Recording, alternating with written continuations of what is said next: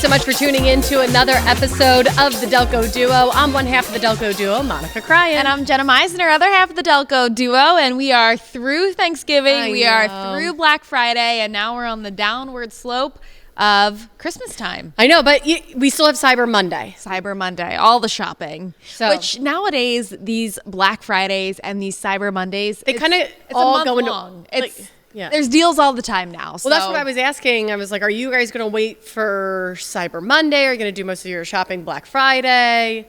I want early 2000s Black Friday. I want the lines at Best Buy. I want people risking their lives for a television, for an Xbox. I loved the drama of Black Friday. Yeah. It was so dramatic. It was so dramatic. Now it's like click, click. Yeah. Done. It's not as fun. I mean, I guess it's safer and everyone's getting a deal, but there's nothing like fighting for that last TV. I never fought for anything. I never fought for anything either. Early 2000s, I was a kid. Yes. But the videos you see, look it up. Look up, traditional Black Friday, and you will be shocked at what people were doing. It was wild, but it was fun to see. And not only that, but working in the news business, that's the news I would watch. That's all they would talk about. And they're like 30 people injured outside of Target. Yeah. Lines around the corner at Best Buy. One Best Buy employee broke a leg. And I was like, I'm telling you, the drama of Black Friday is not what it used to be. Oh, it was fun. But anyway, now it's Cyber Monday. It's the holiday time. Let's send it to the debrief.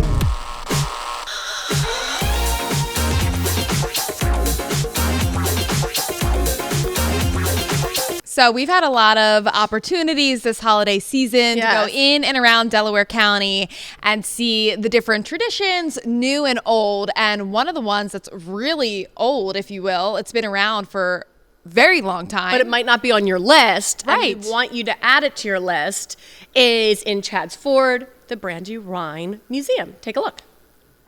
Well, if you feel like you've done it all in Delco when it comes to holiday exhibitions and experiences, I think there's one you still want to check out. Yeah, we're here in Chadds Ford at the Brandywine Museum of Art with a new holiday tradition you might want to add to your list that's been here since 1972. It's amazing to be part of a holiday tradition for so many Delaware Valley families here at the museum. My dad, at Christmas time, would set up a Lionel layout in my bedroom overnight before Christmas, and when I'd wake up, Santa was here and he put up railroad for me. And so that started a lifelong passion for trains, and I started doing this in 1987 as a college student. We hear all the time that people come in here who had trains when they were kids, and they bring in their kids and sometimes their grandkids.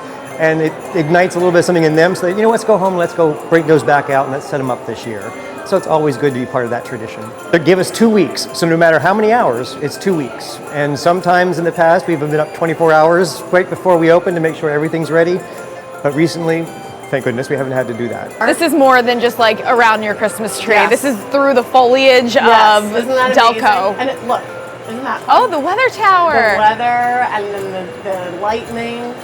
Of course, that's your favorite part. I love that. People ask, it must be so much fun to do this. And when I spend 2 days crawling around on my back, bolting this thing together, when I spend another 2 days trying to track down that short circuit that's making the trains not run, it's nightmarish. But then we open the doors on opening day and those kids walk in and there's that and that light on their face. It just makes it all worth it, and that's why we do it, to be part of that excitement for the children. The Brandywine Museum of Art is just a special place. It's got a deep ties to this valley. The Wyeth family, 3 generations lived just up the street and painted and created so much art here. So this museum has always had that feeling of a family. We have some new trains that we're bringing out this year, some passenger trains and some new locomotives that are going to be new bells, whistles, and lights. And I really think people are going to enjoy that. We now have a small little figure of Jamie Wyeth painting his famous portrait of Den Den the pig. The entire Wyeth family had a lifelong passion of miniatures. And now we have the wonderful world of Wyeth miniatures. And this year that's going to be so much fun for people to see, because there's not just more trains running in the museum, but there's some of Anne Wyeth McCoy's dollhouse furniture. Because it's not even miniature, it's just like medium I size. feel like we could sit in one of those chairs. Yes. It's bigger than Barbie size. Can you imagine you have a small animal and this is like their gerbil? Andrew Wyeth's brother Nat also made miniature furniture, and so there's some of that over there as well, and it's really neat to see. The museum has deep ties here to the community, trying to preserve as much of the natural land here in Delaware County as we can. There's so many activities happening here at the museum during the holidays. I recommend you go to brandywine.org/holidays, and you'll see a whole list of breakfast with the trains. We have some sensory-friendly mornings, so that it's a little more toned down. So if you have any family members that have some sensory issues, you can come then. Polar Express read aloud. So there's so many things happening. So brandywine.org/holidays. That was so cool. I love those trains. Oh, but what about the art, Jenna? The art. That was so fun. I know. That was the first for me. I know you have visited in the past, but that was the first time that I saw the Brandywine Railroad display, and I loved it. It was so cool. So, well, was your family into railroads and not railroads, but just tree, miniature trains? a little train around the tree. We actually didn't do that, and I don't know. It just never was something that we did. But now my sisters do it for their kids. Okay. And I think it's definitely something that I would be interested in for my son. So it's a good tradition. You used to do it. Yeah, just like around the tree, nothing like that. But nothing like that. But and Brandywine Museum, if you can get there outside of the holiday too, amazing. Yeah. I learned so much about the Wyeth family that I had no idea. So hopefully you were paying attention. Who knew attention. Delco could produce such good artists? Us being two of them. So let's get to our first issue of the evening. We're here to solve your problems on the Delco Duo, and somebody is not happy about that, Monica. Yes, somebody does not like us. Andrew from Aston wrote in to our website, and Jenna found this and just had to include it. While channel surfing, I came across the program. I have just one question. Where did you find the two idiot hosts? Ugh. Andrew. Relax, my guy. Oh my goodness. Yes, he didn't write to Delco Duo at phl17.com. He wrote to phl17, the website on an AOL AOL account. So Andrew, we've got a couple things to talk about here. You call us out, we'll call you out. Maybe get an updated email first. AOL, I think you heard Gmail, or even Yahoo was a little bit more updated than AOL. And also, the good news for you, Andrew, is there is so many channels that you don't have to watch it. Well, he was channel surfing. He was channel surfing, and but I think he's going to come back for more. I think he's going to come back for these two idiots. He was channel surfing, and it just so happened that we got him to stop. We got him to stop in his tracks. He took the effort of contacting and wanting to know, where did they find these idiot hosts? Well, in Delco. It's the Delco Duo. So they found us here in Delco, Andrew. Yeah. So I love it. I love when we get these spicy. I'm all for criticism, and sometimes it's great criticism, and this just made me laugh. So it is very funny. I've been called a lot of names, but idiot is not one of them. I feel like we offer a lot in the show, and some people get mad at the advice we offer. Yes. They don't agree with what we have to say. I love that. I want to hear why you don't agree. I want the feedback. Yeah, but just idiot is not something like, what is it about? Also, Andrew was too afraid to even put his full name. It was just Andrew. So when people write in, they give us their full names. So Andrew's a little chicken. It's fine, Andrew. These two idiots appreciate the view, so thank you. We're not everybody's cup of Delco lager. That's fine. And that's fine. That's fine. Have a great night. All right, coming up next, we've got an issue about an HOA and a mysterious dog pooper. And there's a lot going on. Just stay here. Dogs. And welcome back to the Delco Duo. Some of you may be down the shore. This is like a big weekend.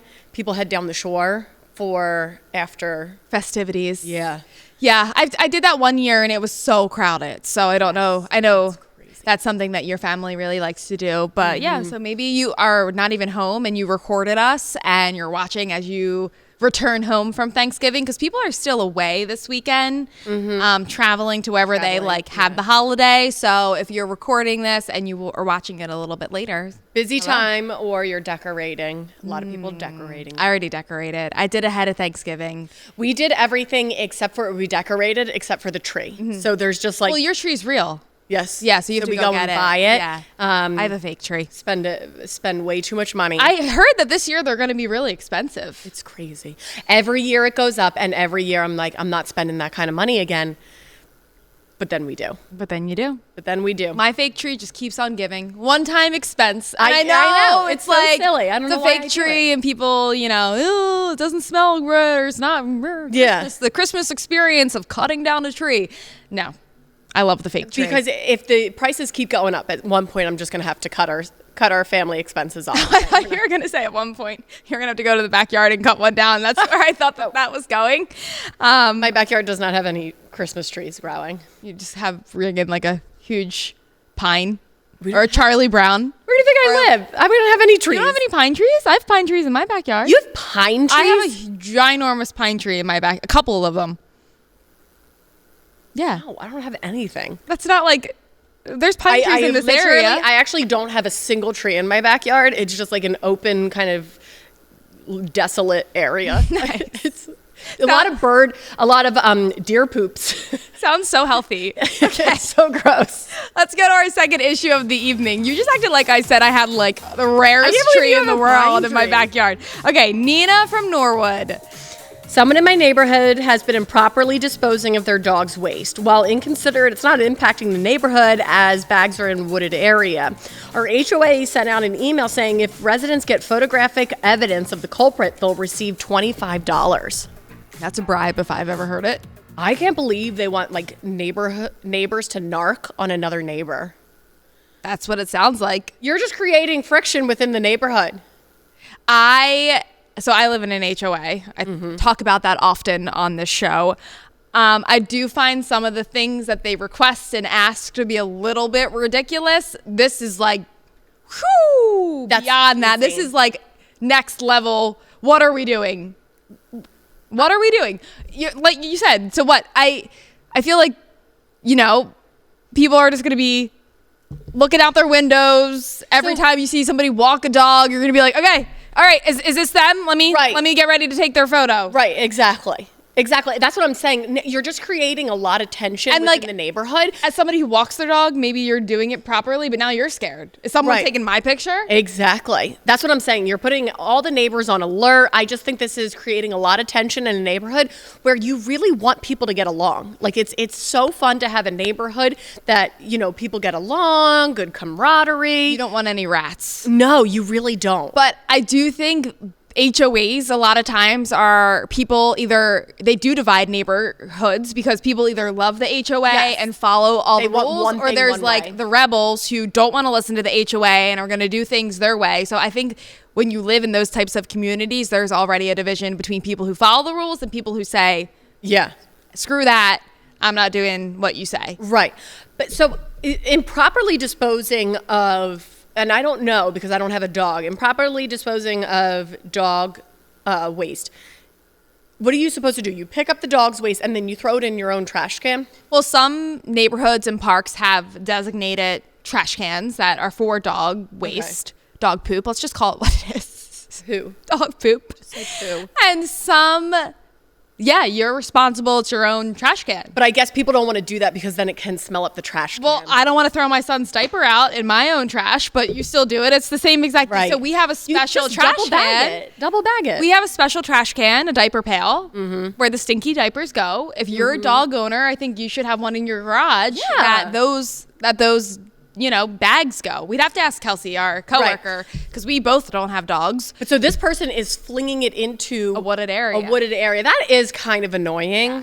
That's disgusting. Disgusting. Well, that's the first problem. Like it's weird to me though that they're assuming it's one person. I guess because all the bags are similar. Yes. It must be like a certain bag that is clearly that person's.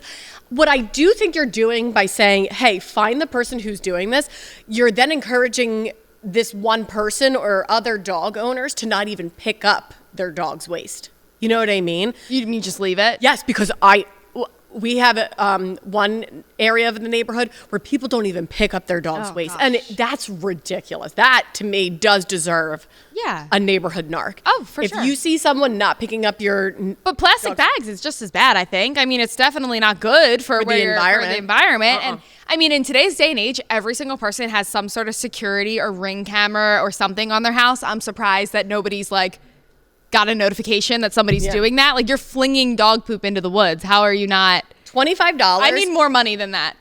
need more money. You need to up it. If I'm going to rat on somebody, you need and to up remain anonymous. Remain anonymous, like you do here on the Delco Duo. Did you know when you submit an issue, You're anonymous. you remain anonymous, like Nina from Norwood? All right, coming up next, we've got one of our own issues tonight on the Delco Duo. Will it be Monica or I? You will find out after the break.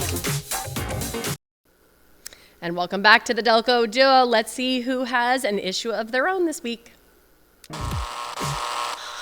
What's Monica crying about?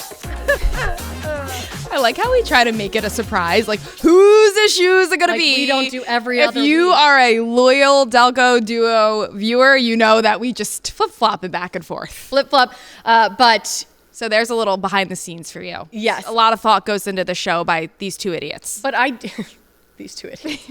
But these two idiots seem to always have a problem, and I've got one this week. So I was invited to a lunch and by some moms, and I was like, woohoo! So I get the invite, and we're sitting there having a grand old time, and we weren't necessarily ready for it to end, but all of a sudden, we were outside at this very nice restaurant, like a very nice restaurant, and all of a sudden, I have a video of what happened, and it just kind of ended the lunch.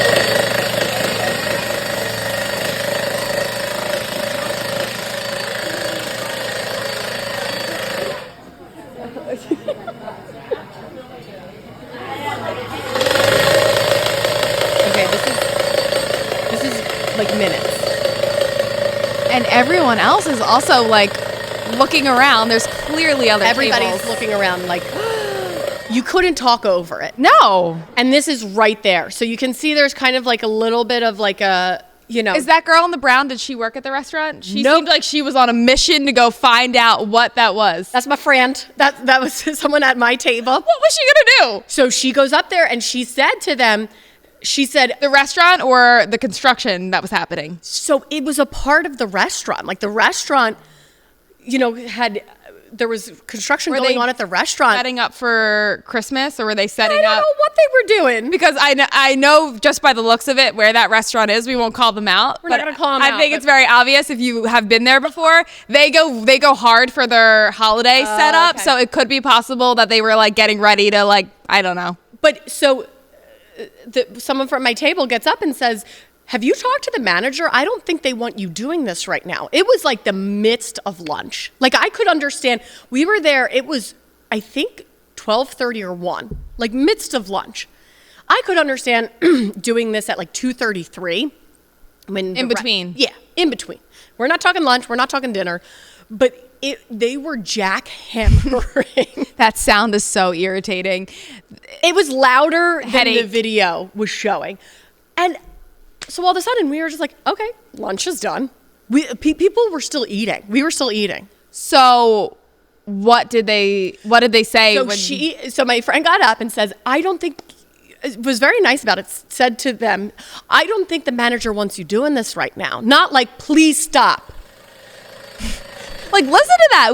I can't even talk to you. I know. So Like, we're laughing. 'cause Having we're that dying. in my ear, I'm like, I can't even We're have a dying. conversation. And she says, I don't think the manager wants you doing this. I think you got your times mixed up. Like, So now this they construction stopped. worker's like, here comes Karen. Yes. This is a full-on Karen. It was like, not a Karen. ma'am, we are trying to do our job. It was not a Karen move. It was just like, wait. You got your times so mixed what up. they say? They're probably like, they said- can't hear you. They said, okay, we'll check with the manager. The manager was like, no, we want you doing this right now. So it was part of the. It was yeah. part of the time. I'm telling you, they were doing something. I guess And it because was- they had like a schedule and they What were like, day of the week? it was a Friday. Oh, if it was a Monday, It was a Monday. like a Friday. weekend, Do you- Friday through Sunday. Do not be doing that. This is your bread and butter. Friday, like brunch, lunch. And a Come nice on, Friday. Mitch. It would look like it was nice out. Beautiful. Those two women that were at the table next to you were very clearly very irritated. The one woman stood up and Everybody was super irritated. These were all women who lunch, ladies who lunch, and we did not appreciate a jackhammer. you're a lady who lunches. You are serious about That's what that. I'm saying. And You are serious. Like we were excited to gather. it's wild. I don't know what else. Totally ruined it. What would you have done if you had just started eating? Like, I don't really know what the solution. Can you go inside? We would have moved it inside. I think we would have. Well, the inside doesn't really have that much space. It doesn't. And if they couldn't offer us a table inside, we would have just kind of, ended our lunch and gone to like another restaurant, is what we were telling them we were going to do. We were like, we're going to go to another restaurant. And that really clearly didn't bother them. It was the restaurant's fault. The restaurant manager went out there and said, no, we want you to continue, which I thought was wild. Yeah. This was the restaurant doing it and wanting them to continue. Or do it at I know there's ordinances of like timing. Like do it at 7 a.m. Like as early as the construction can get out there. Yeah. Or overnight. I was so surprised. Overnight. Ladies who lunch and we wanted to lunch. I agree. That's so irritating. Yeah. I would have left. I would have left. Yeah, we wrapped up our lunch very early and just left. They needed to provide every table there with a discount. 10% off. We did not. We just left. All right.